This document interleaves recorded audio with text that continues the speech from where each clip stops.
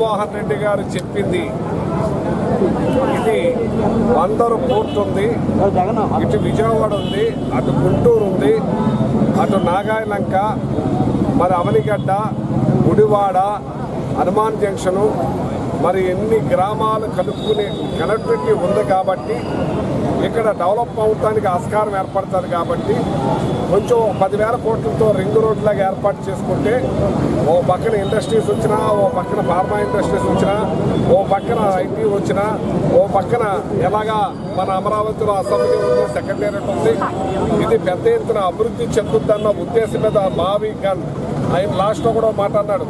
Gun అంటే జగన్ అనుకుంటారేమో, మీరు పేరు కూడా మార్చుకోండి అని ఆయన ఏమి ఆలోచనతో చెప్పుకున్నారు. ఇది ఇవాళ మరి అటు మందర కానీ, అటు అవనిగడ్డ కానీ, అటు గుంటూరు కానీ, అటు విజయవాడ కానీ ప్రతి ఒక్కళ్ళు ఆలోచనలో పడ్డారు. ఇది కరెక్టు, జగన్మోహన్ రెడ్డి గారు చెప్పింది.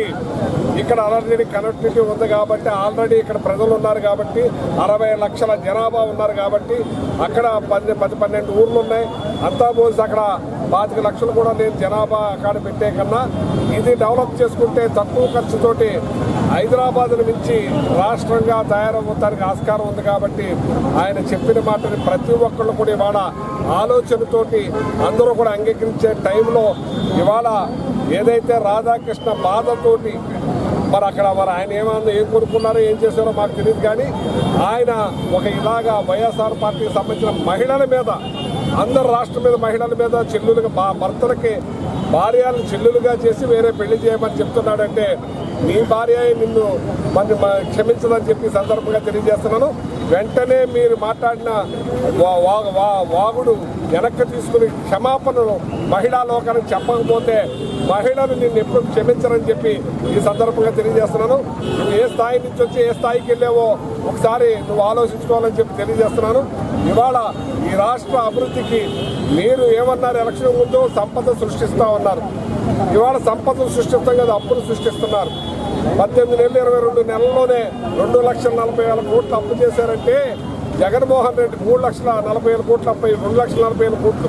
కానీ జగన్మోహన్ రెడ్డి గారు 5 సంవత్సరాల్లో కరోనా వచ్చిన 3,32,000 కోట్లే చేశారు. సంపద సృష్టించాడు ఆయన. ఆ సంపద సృష్టించబట్టే ఇవాళ ప్రజలకందరికీ కూడా పథకాలు వేయటం, తద్వారా మళ్ళీ GST రూపంలో సంపద రావటం, మళ్ళీ ఆ సంపదను ప్రజలకి ఖర్చు పెడతాం.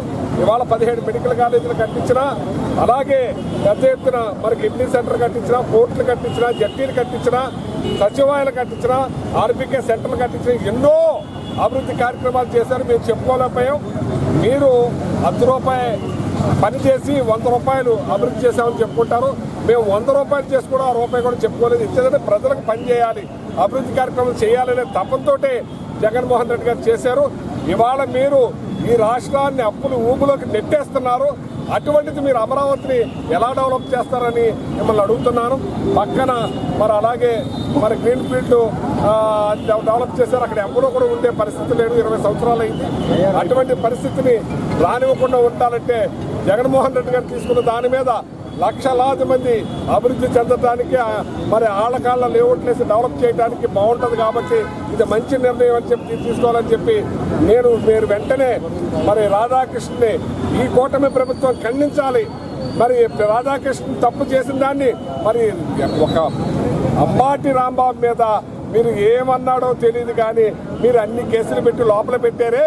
ఇంతమంది మహిళా లోకాన్ని డైరెక్ట్గా మీ భార్యని చెల్లిగా భావించి వేరే వాళ్ళకి పెళ్లి చేయమన్నాడంటే ఇది ఎంత పెద్ద శిక్ష విధించాలి.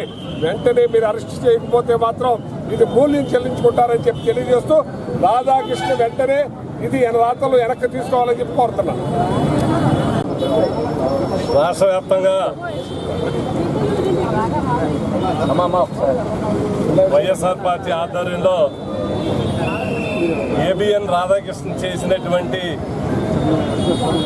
వ్యాఖ్యలకి నిరసనగా రాష్ట్ర వ్యాప్తంగా అందరూ కూడా నిరసన కార్యక్రమాలు చేపట్టడం జరుగుతూ ఉంది. ఎందుకనంటే ఈ రోజున ఎంతో గౌరవమైనటువంటి మన ఆరాధ్యంగా పూజించేటువంటి మహిళలందరినీ కూడా కించపరిచే విధంగా ఏబిఎన్ రాధాకృష్ణ వారి టీవీ ఛానల్లో వ్యాఖ్యానించినటువంటి విషయం మనం అందరం కూడా చూస్తున్నాం. సభ్య సమాజం తలదించుకునే విధంగా చెల్లుల్ని, అక్కల్ని, భార్యల్ని, తల్లుల్ని అవమానించే విధంగా మరి ఏబిఎన్ ఆంధ్రజ్యోతి ఛానల్ వ్యవహరించిన తీరు ప్రతి ఒక్కరూ కూడా ఖండించవలసినటువంటి అవసరం ఉంది. ఎందుకనంటే మంచి ఉద్దేశంతో జగన్మోహన్ రెడ్డి గారు రాజధాని విషయంలో, ఎందుకంటే గత ముఖ్యమంత్రి చంద్రబాబు నాయుడు గారు అమరావతి కడతానని 8,000 కోట్ల రూపాయలు ఇంతవరకు ఖర్చు పెట్టి 2 లక్షల రూపాయలతోటి అద్భుతమైనటువంటి 2 లక్షల కోట్ల రూపాయలతోటి అద్భుతమైనటువంటి రాజధాని కడతానని చెప్పి ఇంతవరకు ముందుకి కదలనటువంటి పరిస్థితి. మరి ఆనాడు జగన్మోహన్ రెడ్డి గారు అధికారంలోకి వచ్చిన తర్వాత అన్ని ప్రాంతాల సమగ్ర అభివృద్ధి కావాలని, 3 ప్రాంతాల్లోని రాజధాని ఉండాలని ఆ రోజున నిర్ణయించుకోవడం జరిగింది.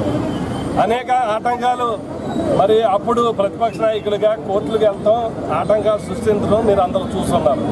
మళ్ళీ ఈ రోజున అమరావతినే రాజధాని చేస్తానని మళ్ళీ 2 లక్షల కోట్లు కాదు 10 లక్షల కోట్లు అమరావతి రాజధాని పూర్తయ్యేటప్పటికీ అవుతుందన్నటువంటి భావన సరైంది కాదు.